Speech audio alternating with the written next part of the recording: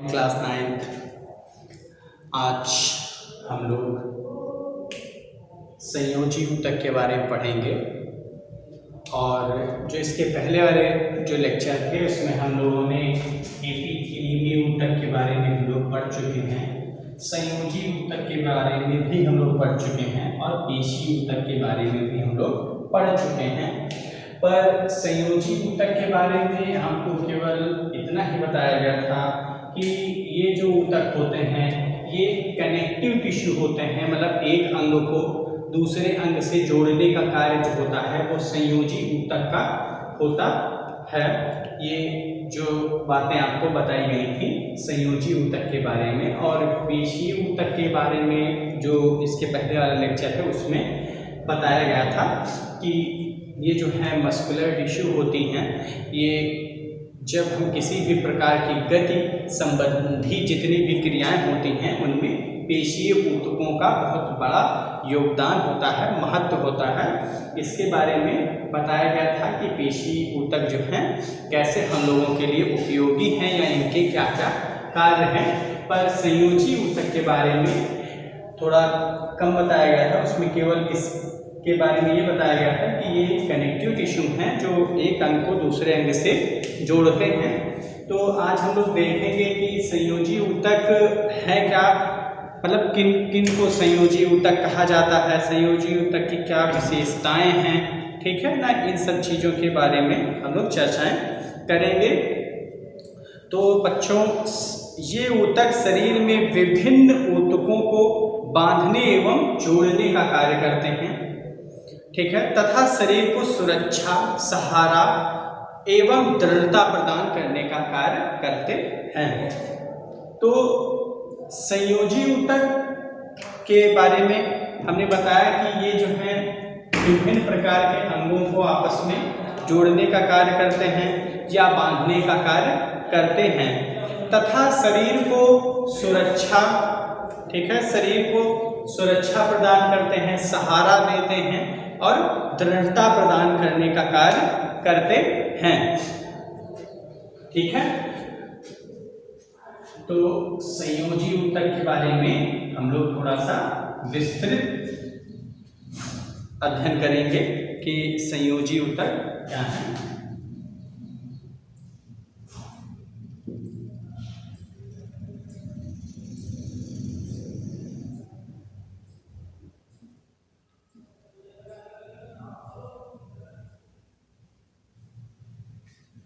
तो संयोजी ऊतक के बारे में हमने बताया कि ये अंगों को आपस में जोड़ने का कार्य करते हैं, जैसे कि इनका नाम से ही प्रतीत हो रहा है संयोजी, मतलब किसी चीज़ों का संयोजन करना, किसी चीज़ को जोड़ना।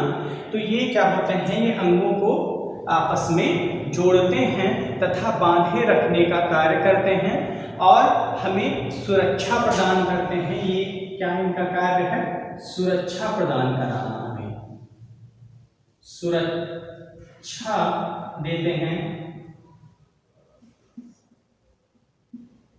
और सहारा, सुरक्षा, सहारा, दृढ़ता, ठीक है।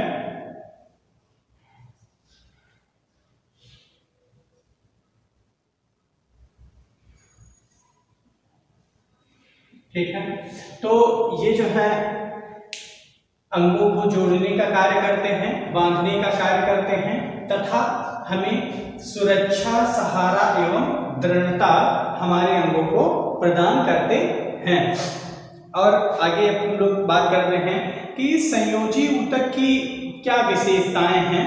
तो संयोजी ऊतक की विशेषताओं के बारे में हम लोग जाने तो इसका पहला जो पॉइंट है वो इनमें कोशिकाएं कम संख्या में होती हैं, ठीक है। इनमें क्या होता है, कोशिकाएं कम संख्या में होती हैं।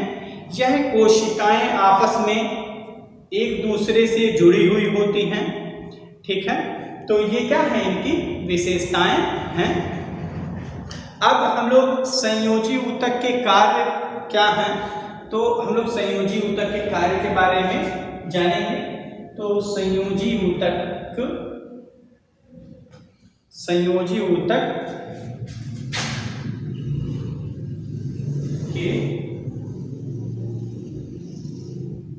कार्य। ठीक है, तो संयोजी ऊतक के कार्य क्या हैं? तो संरचना एवं कार्य के आधार पर संयोजी ऊतक निम्न प्रकार के होते हैं। मतलब संरचना, स्ट्रक्चर एवं वर्क, मतलब हमारे शरीर को संरचना और कार्य के आधार पर इनको निम्न भागों में बांटा गया है, जैसे रक्त या रुधिर। ठीक, जैसे रक्त या क्या रक्त मीन्स रुधिर होता है, रक्त या रुधिर। ठीक है, तो इसमें संयोजी ऊतक को बांटा गया है। तो अब हम लोग रक्त के बारे में बात कर लेते हैं कि क्या है, तो देखते हैं आगे।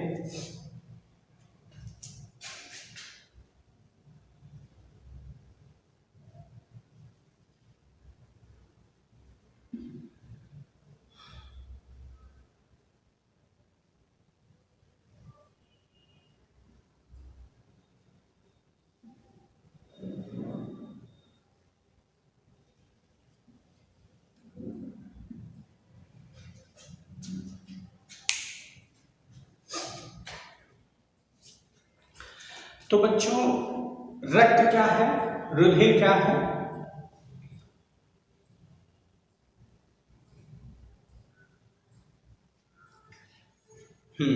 तो अब हम लोगों ने संयोजी ऊतक के प्रकार पढ़े, फिर संयोजी ऊतक को उनके संरचना एवं कार्य के आधार पर बांटा गया है, जिसमें पहला है रक्त।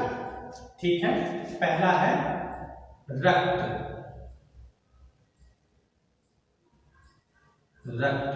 या इसी को हम लोग रुधिर भी बोलते हैं, या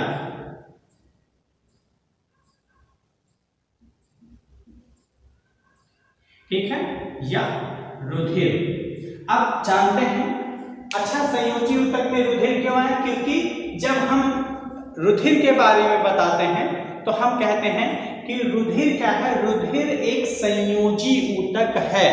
ठीक है, जैसे हमसे कोई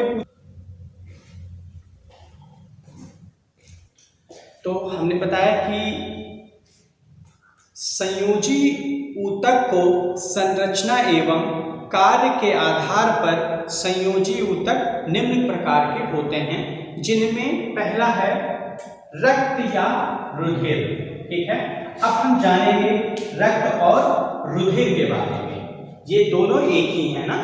तो रक्त क्या है बेटा?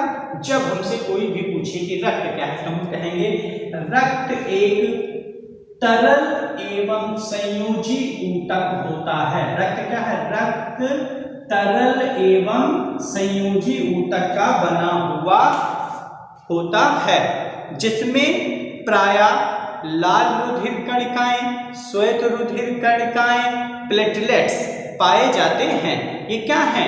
रुधिर के भाग हैं।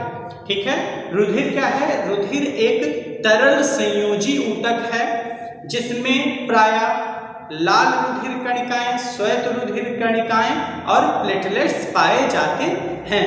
अब लाल रुधिर कणिकाएं क्या हैं? तो लाल रुधिर कणिकाएं जो होती हैं ये लाल होती हैं। क्यों होती हैं? क्योंकि इसमें हीमोग्लोबिन पाया जाता है।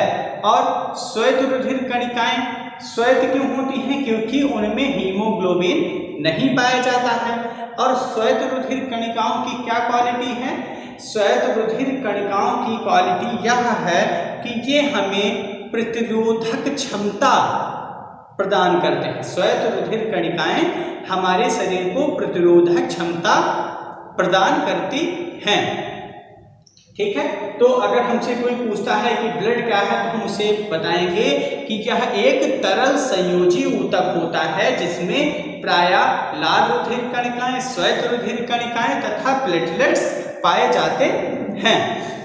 ठीक है बच्चों, फिर अब कोई पूछेगा अच्छा ये बताओ रुधिर के कार्य क्या हैं, तो हम बताएंगे ये क्या करता है। रुधिर के कार्य क्या हैं? ये गैसों का क्या करते हैं? आदान प्रदान करते हैं। गैसों को आदान प्रदान करते हैं और पचे हुए भोजन, हार्मोन्स और उत्सर्जी पदार्थ को शरीर के एक भाग से दूसरे भाग में पहुंचाने का कार्य करते हैं। यदि हमसे कोई पूछता है कि रुधिर के कार्य बताइए, तो हम क्या बताएंगे? यह गैसों, पचे हुए भोजन, हार्मोन्स, उत्सर्जी पदार्थ को शरीर के एक भाग से दूसरे भाग में पहुंचाने का कार्य करते हैं। तो रुधिर का कार्य क्या है, हमने आपको बताया। अब हम आते हैं कि रुधिर, अच्छा आवश्यक, अगर हमसे कोई पूछता है कि रुधिर हमारे लिए क्यों आवश्यक है, तो हम उसे क्या जवाब देंगे? हम जवाब यही देंगे कि रुधिर से देखो क्या क्या लाभ है। रुधिर से पहला लाभ ये है कि ये हमारे पचे हुए खाद्य पदार्थ को ना, या उत्सर्जी पदार्थ को, या हार्मोन्स को एक भाग से दूसरे भाग में ले जाने का कार्य करती है। तो ये इस प्रकार हम लोगों के लिए क्या है? लाभदायक है। रुधिर का होना इसलिए आवश्यक है। तो ये रुधिर इसमें बहुत ही कम मात्रा में बताया जाएगा, क्योंकि ये एक संयोजी ऊतक का एक उदाहरण है, इसलिए थोड़ा इसे डीपली हम लोग रुधिर के बारे में नहीं पढ़ेंगे। केवल हम इतना पढ़ेंगे कि रुधिर है क्या, रुधिर के कार्य क्या क्या होते हैं। तो हम लोगों ने इतना पढ़ा कि रुधिर क्या है और रुधिर के कार्य क्या हैं। अब हम लोग पढ़ेंगे अस्थि क्या है, ठीक है। तो अस्थि के बारे में अब हम लोग पढ़ेंगे। तो जैसे कि हम लोग क्या कर रहे हैं, संयोजी ऊतक का उदाहरण दे रहे हैं और उस उदाहरण को समझा रहे हैं। तो अब अस्थि क्या है?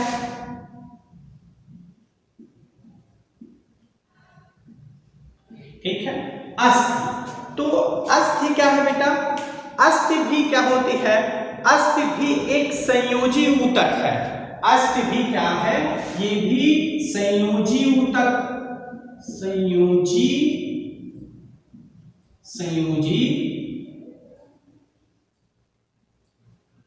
ऊतक का उदाहरण है।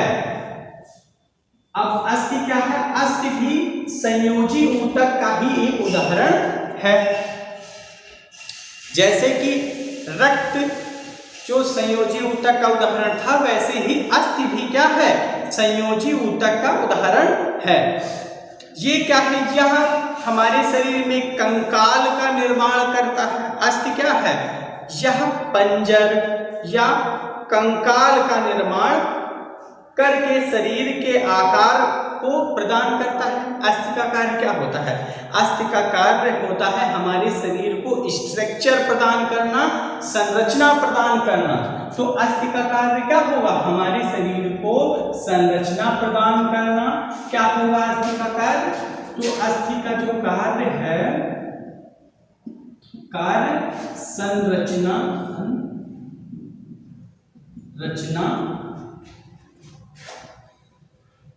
प्रदान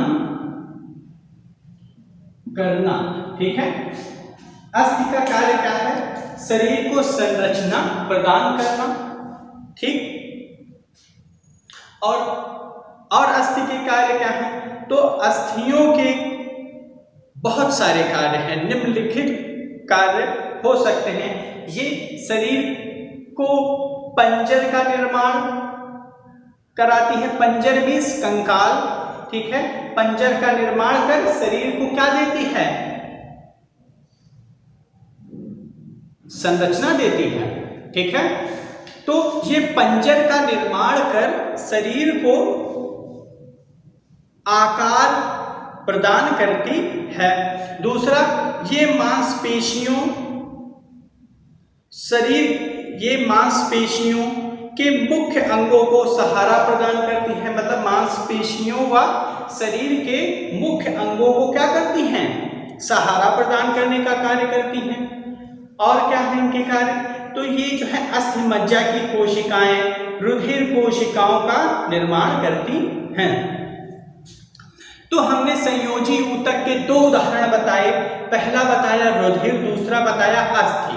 तो रुधिर हमने बताया कि ये भी एक तरल संयोजी ऊतक होता है जिसमें लाल रक्त कणिकाएं, श्वेत रक्त कणिकाएं, प्लेटलेट्स जैसे पाए जाते हैं, प्लेटलेट्स पाए जाते हैं। फिर हमने बताया कि रुधिर के कार्य क्या हैं। तो रुधिर के कार्य हमने बताया कि गैसों, पचे हुए खाद्य पदार्थों, प्रोटीन, वसा, विटामिन्स, मतलब जितने भी लिक्विड फॉर्म में जितनी भी चीज होती हैं उनको एक स्थान से दूसरे स्थान तक पहुंचाने का कार्य किसका है? तो वो है रुधिर का कार्य है। तो इसी तरीके से हमने दूसरा उदाहरण आपको बताया अस्थि का। तो अस्थि के उदाहरण में हमने बताया कि ये भी क्या है, एक संयोजी ऊतक का ही एक उदाहरण है जो कि हमारे शरीर में कंकाल निर्माण में सहायक होता है। ठीक, फिर और हमने इसके कार्य बताए कि ये जो है पंजर निर्माण कर हमारे शरीर को आकार प्रदान करता है। पंजर का मीन्स कंकाल निर्माण कर, ये हमारे शरीर को आकार प्रदान करता है। फिर हमने बताया ये मांसपेशियां व शरीर के मुख्य अंगों को सहारा देने का भी कार्य करता है। फिर नेक्स्ट जो बताया हमने कि अस्थि मज्जा की कोशिकाएं रुधिर कोशिकाओं का निर्माण करती